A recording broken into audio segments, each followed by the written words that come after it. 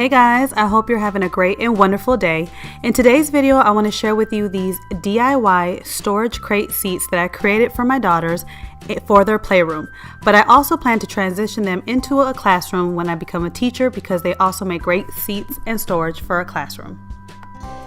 So the first thing that you will need to create this DIY is obviously a storage crate.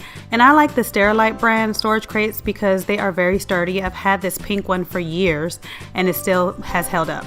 You will also need a piece of wood that's going to fit inside the lip of the storage crate. Now, I didn't get regular wood, I got MDF wood because I find that it's smoother and actually thicker and more durable than actual wood itself that comes a little bit chipped sometimes when you buy it and can be kind of pokey.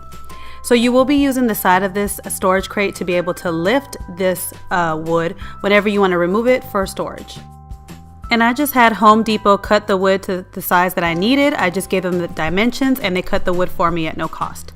Also for this project, you'll need some foam to make the seating a little bit more soft.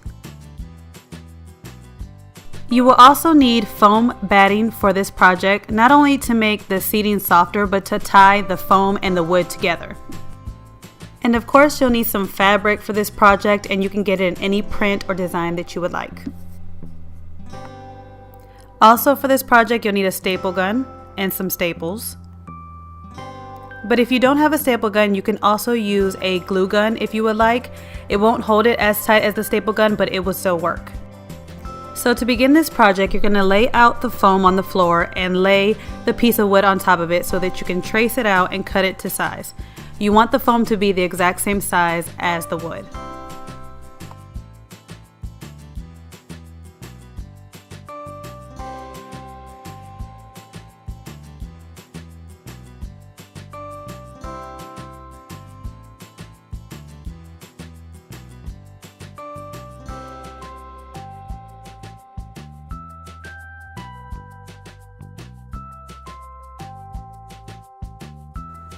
Now when it's time to measure out and cut out the batting, you do not want to cut it to the same exact size as the wood like you did the foam.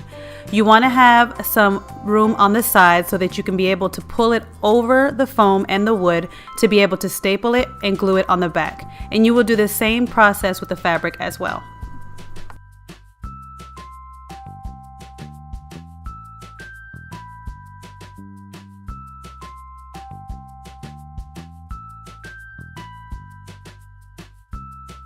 So after you've stapled or glued down the batting, now it's time to add the fabric.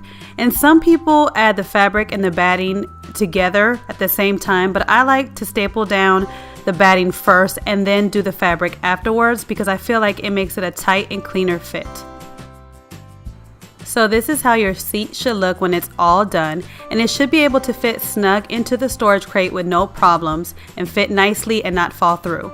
You should also be able to put your hand on the side and be able to pop open the seat so that you can get to the storage at the bottom and be able to put any toys or school supplies or anything that you need inside these storage crates. I hope you guys enjoyed this video. Don't forget to like this video if you did, and stay tuned because I have some toy organization videos coming soon, and in one of the videos I will show you what toys I put in these storage crates to keep them contained and organized, and I will see you guys in my next video. Bye!